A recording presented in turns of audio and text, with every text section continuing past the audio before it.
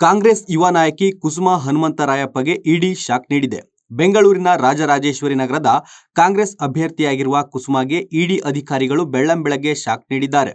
ಚಿತ್ರದುರ್ಗದ ಕಾಂಗ್ರೆಸ್ ಶಾಸಕ ವೀರೇಂದ್ರ ಪಪ್ಪಿ ಜೊತೆಗೆ ಹನುಮಂತರಾಯಪ್ಪ ಅವರು ಹಣಕಾಸಿನ ವ್ಯವಹಾರ ನಡೆಸಿದ ಆರೋಪ ಹಿನ್ನೆಲೆಯಲ್ಲಿ ರೇಡ್ ಮಾಡಲಾಗಿದ್ದು, ನಾಗರಭಾವಿಯ ಮುದ್ದನಪಾಳ್ಯ ನಿವಾಸದಲ್ಲಿ ಇಡಿ ಅಧಿಕಾರಿಗಳು ದಾಖಲೆಗಳ ಪರಿಶೀಲನೆ ನಡೆಸುತ್ತಿದ್ದಾರೆ. ಮತ್ತೊಂದು ಕಡೆ ಶಾಸಕ ವೀರೇಂದ್ರ ಪಪ್ಪಿ ವಿರುದ್ಧ ಮನಿ ಲಾಂಡರಿಂಗ್ ಆರೋಪ ಕೇಳಿಬಂದಿತ್ತು. ಇದಕ್ಕೆ ಸಂಬಂಧಿಸಿದಂತೆ ಇಡಿ ಅಧಿಕಾರಿಗಳು ವೀರೇಂದ್ರ ಪಪ್ಪಿ ಅವರ ಬೆಂಗಳೂರು, ಚಳ್ಳಕೆರೆ, ಚಿತ್ರದುರ್ಗ ಮತ್ತು ಗೋವಾ ಸೇರಿದಂತೆ ಒಟ್ಟು 17 ಸ್ಥಳಗಳಲ್ಲಿ ದಾಳಿ ನಡೆಸಿದ್ದಾರೆ. ಸದ್ಯ ದಾಖಲೆಗಳನ್ನ ಪರಿಶೀಲನೆ ನಡೆಸಿದ್ದಾರೆ. 20 ಕಾರುಗಳಲ್ಲಿ ಬಂದ ಅಧಿಕಾರಿಗಳು ತಪಾಸಣೆ ನಡೆಸುತ್ತಿದ್ದಾರೆ. ಅಲ್ಲದೆ ಶಾಸಕರ ಸಹೋದರರಾದ ಕೆಸಿ ನಾಗರಾಜ, ಕೆಸಿ ತಿಪ್ಪೇಸ್ವಾಮಿ ಕುಟುಂಬಸ್ಥರು ಅವರೊಟ್ಟಿಗೆ ವ್ಯವಹಾರ ಹೊಂದಿದ ಹಲವು ಮುಖಂಡರ ಮನೆಗಳ ಮೇಲೆಯೂ ಇಡಿ ದಾಳಿ ಮಾಡಿದೆ. ಇದೀಗ ಸಿಕ್ಕಿಂನಲ್ಲಿ ಪ್ರವಾಸದಲ್ಲಿದ್ದ ವೀರೇಂದ್ರ ಪಪ್ಪಿಯನ್ನ ಇಡಿ ಅಧಿಕಾರಿಗಳು ವಶಕ್ಕೆ ಪಡೆದು ವಿಚಾರಣೆ ನಡೆಸುತ್ತಿದ್ದಾರೆ.